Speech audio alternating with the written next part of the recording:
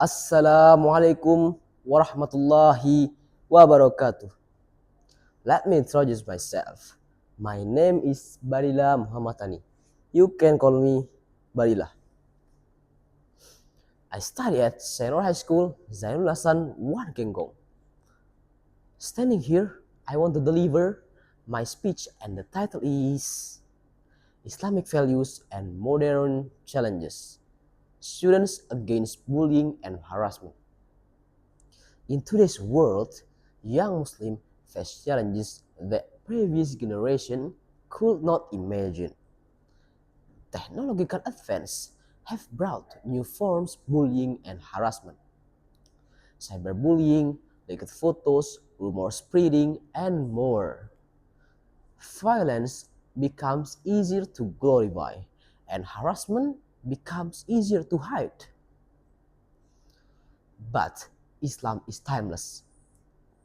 The guidance of the Quran and the example of the Prophet Muhammad sallallahu alaihi wasallam are eternally relevant. They teach us how to live ethically in any era. Let us begin by understanding the root of wrongful behavior. Bullying grows from arrogance and insecurity. Violence grows from anger and ego. Sexual harassment grows from a lack of self-control and disrespect. Islam addresses all three.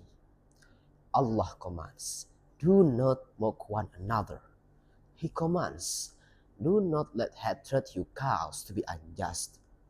He commands, lower your gaze and guard your private parts. These are not just rules, they are protection.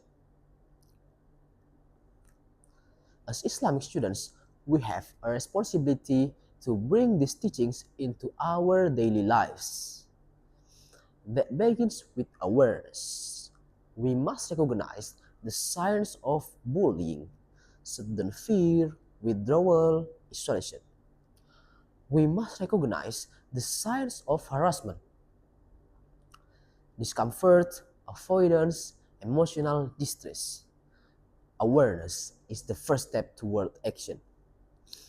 Next, we must wield the courage to intervene. The Prophet Muhammad sallallahu alaihi wasallam said, "Help your brother, whether he is the oppressor or the oppressed." Helping the oppressor means stopping them from harming others. That means telling friends when they are crossing the line. That means refusing to stay silent. Third, we must embrace the Islamic concept of amanah trust. Every student is a trust given to the community. When one person harmed, the entire community is responsible. This is why reporting is not weakness, it is amanah. Fourth, Islamic students must uphold haya. Modesty is more than clothing. It is behavior. It is respect for boundaries. It is dignity. When haya is respected, harassment disappears. When haya is forgotten, boundaries collapse. Fifth, we must use technology responsibly. The phone in your hand can spread peace or spread destruction. Posts, photos, comments, and messages must all follow Islamic ethics.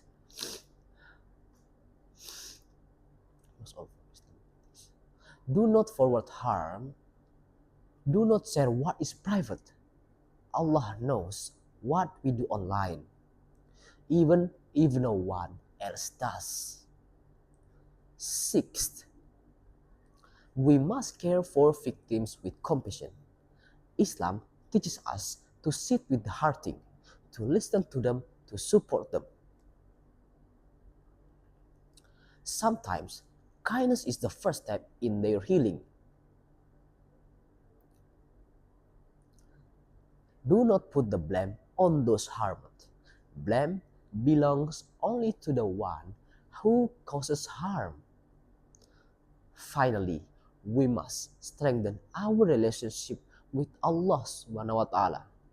When we purify our hearts, our actions follow.